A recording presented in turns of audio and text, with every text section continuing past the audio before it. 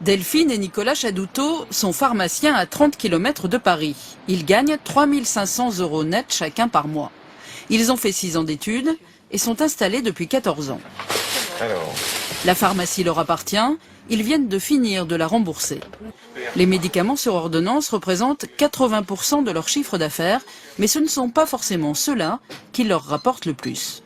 Quel est le médicament qui se vend le plus? Le Doliprane. Et quel est le médicament qui vous rapporte le plus?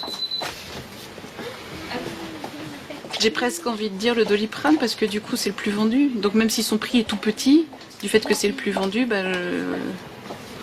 c'est un effet de masse. Sur cette boîte de paracétamol vendue 1,95 €, le gain est de 81 centimes. Une grosse marge donc, qu'on ne retrouve pas sur les médicaments les plus chers. Voilà. Alors là, je viens de recevoir un médicament. Exemple avec ce traitement contre une maladie de peau chronique. Tout spécifiquement directement par le laboratoire.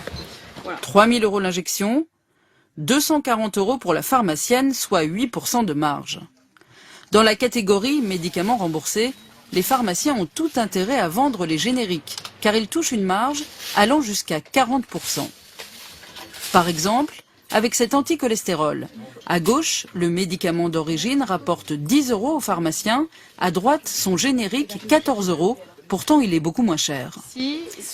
Pas de surprise, les produits les plus rentables n'ont rien à voir avec la pharmacie. Ce savon-là, je le vends 14 €, je le paye 7,40 €. Donc je fais presque un COF2, ce qui est exceptionnel.